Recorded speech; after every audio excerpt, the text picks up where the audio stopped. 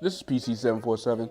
This has not really been that much of a text-heavy week for me. I got a couple of articles in, and I'm going to go through some of the stuff I posted this week, just give you a quick rundown of everything.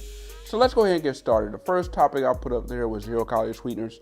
Not quite what you think it is, and this one is something that hit home for me because I buy like a lot of True Lim to put that in my water to help me drink more water, and find out all the artificial sugar that's in that stuff is just, as it turns out to be not as good for you as, say, those full quality sweeteners. And yeah, that's something that was really big because, for those that's trying to, get in shape, change their lives around as far as fitness world, and you think, hey, this ain't being pitched to me, 0-calorie sweetener, I can drink this and there's no extra calories in it. But yeah, at the end of the day, look, there's nothing better than good old-fashioned H2O.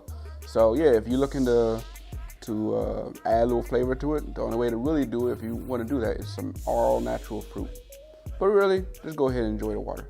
My next topic, pretty much the big topic of this week, was Marvel. This was a big week for the Avengers movie, 10-year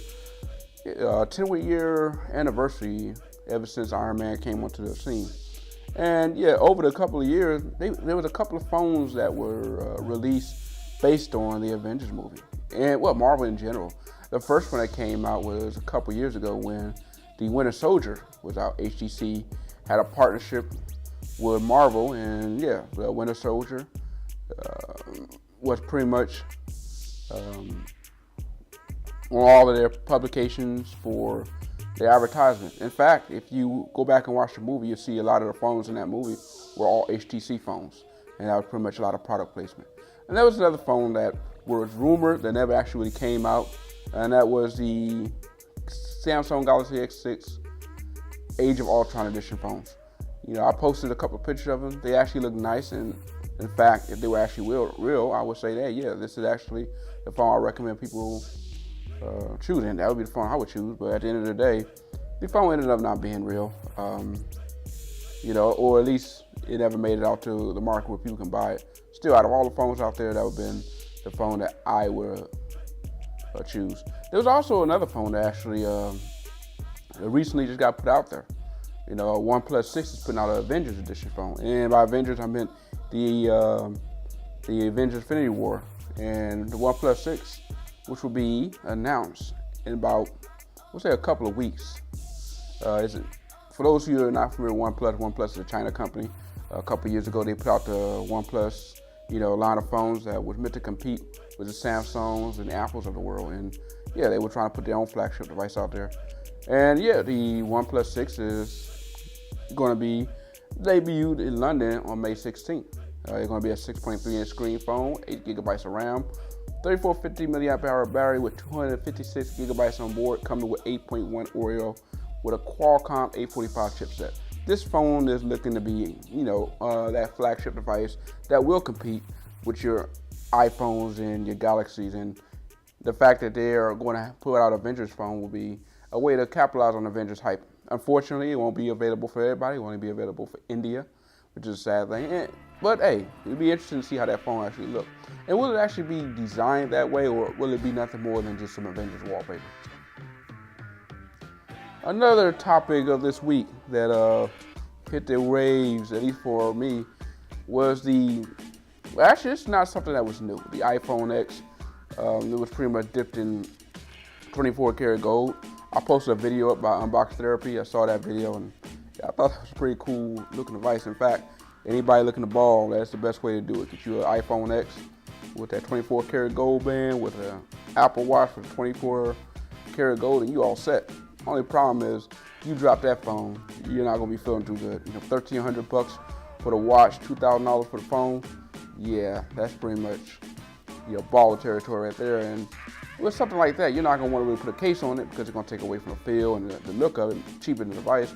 But at the same time, you don't want to drop it. This is one of them phones that you will have that will be for like an actor or a celebrity or someone who's looking to show off their money, and they'll take it out there for like big events, like red carpet events or something like that. Something just to be around other celebrities and show off what they have. But it wouldn't be an everyday device because you don't want to take the risk of scratches or anything that normal wear and tear that will come with such a device.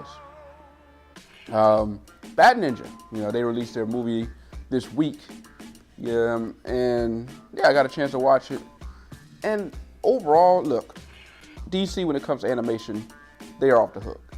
Everything from, I've enjoyed a lot of animation. Justice League, Batman, the animated series, Batman Under the Red Hood, Assault on Arkham, Flashpoint Paradox.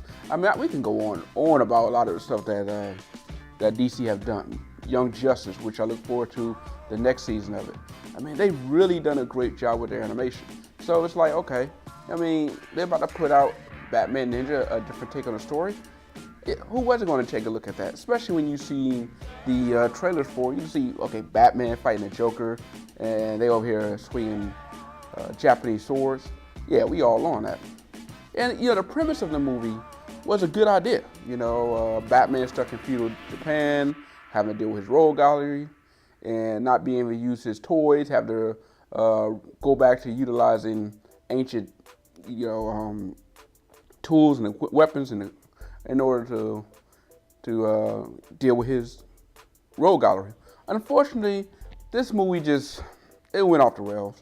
It was just way too many Japanese tropes there. It went from being a really good animation style movie to turn into pretty much a Power Rangers / Voltron type movie. The premise was good. The fight scenes were excellent. It's just when it goes off the rail, it goes off the rail hard, and it's not a movie I recommend spending any money for. Renting, I could almost don't really recommend renting it, but you know what? If you want to check it out your own risk. I really felt like this was a missed opportunity for DC. With the Dark Knight Metal story arc being a really good comic book story arc, it would have been a great idea to see that brought to the animation. And they could have used Batman Ninja and Gotham by Gaslight as a way to set that up. Because, if done right, they could have put Batman through history and showing how Barbados was through there, and utilize that to bring forth Dark Knight Metal. But unfortunately, DC missed out on a golden opportunity and put out a stinker there. So, not something I would recommend. The Venom trailer came out this week. You know what, Venom, I still feel like Sony's going in the wrong direction there. It's kind of hard to really put out an Eddie Brock Venom without Spider-Man, because Spider-Man pretty much is why Venom looked the way he does, and the big motivation for him. Spider-Man rejecting the Venom symbiote, makes the Venom symbiote feel rejected, and that's the reason why he is the way he is. Now, a Venom movie without Spider-Man could have worked, and the way they could have done it would have been if they would have looked at the opportunity of going another direction with Venom, and they could have done Agent Venom. Set this movie into space, and they could have utilized a great opportunity there, because they could have separated from the Spider-Man universe, the Marvel universe, and they could have really launched their own universe there. Maybe mention Spider-Man in passing, but went as crazy as they want with that, and it would have really worked, I thought, because anyone who is familiar with Agent Venom, Flash Thompson went to war. He's a war veteran who lost his legs, bonded with the symbiote to actually go out there and fight crime. And this would have been something that Sony could really play with, especially in this age when we do have a lot of veterans who are coming back and dealing with that type of situation. Sony could have used that platform to really push a great storyline on how a soldier, dealing with post-traumatic stress syndrome, and it is really relying on a symbiote who's also feeling rejected. And it could have used that little bond there to build a story, as well as take it outside of Earth and build it into, outer space, something that would have done very well for them, because they could have played around with that, utilized different worlds, and been really open to playing around with everything from there. But unfortunately, that's not the movie we're going to get. We're going to be getting the one that we saw the trailer for. But hey, it may actually end up being good. I don't want to say the movie is crap until I actually see it. I don't really trust the trailers. The final two topics. Avengers Infinity War. Got a chance to see that movie. Pretty good movie. That's all I'm gonna say there, because I don't want to be giving you spoilers there. For those who are interested in seeing it, definitely take the family out there. Pretty long movie, about I want to say 2 hours, give or take, a little bit more than that. And just a note, there's one end credit scene. It is at the very end, so be prepared for that. Other than that, for me, it's a 5 out of 5. Highly recommend it. Definitely would see it again. And yeah, anybody out there looking to check it out, definitely go do so. Speaking of which, I was trying to use my Movie Pass, because a couple months ago, Movie Pass had a deal where you could sign up for them, and so I signed up for them. Now, this wasn't the first movie I tried to use it with. Actually, the first time I used it was Pacific Rim 2. I had no problems with it. So yeah, I went in there and chose my movie, followed the steps, similar like I did Pacific Rim 2. And like I said, it loads the card up for you, so all you gotta do is swipe the kiosk. So I went into the movie theater, swiped the kiosk, and was having some problems.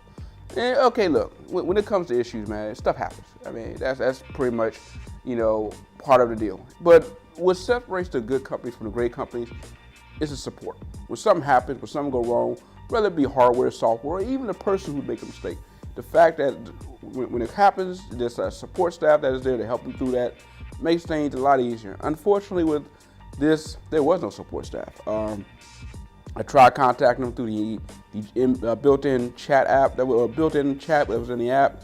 I hit them up on Twitter, emailed them. I tried everything, and there was no one who would want to respond. So, you know what? After about 24 hours, still no response.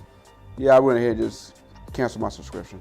As far as I'm concerned, I can let a lot of things go, but lack of support is one thing I'm not going to tolerate, because as far as I'm, if I have an issue once, I could have the issue again.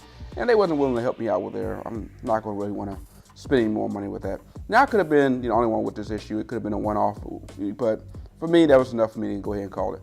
Now, is Movie Pass a complete failure? No. Look, there are a lot of people out there who are movie pundits, reviewers and movie fans who may have never had an issue with it and have nothing but good to say about it. And so I'm not here to, bash them. All I'm saying, for me, I had a problem, and it was enough for me to go ahead and cancel the subscription altogether. But that's it for this week's of neXup.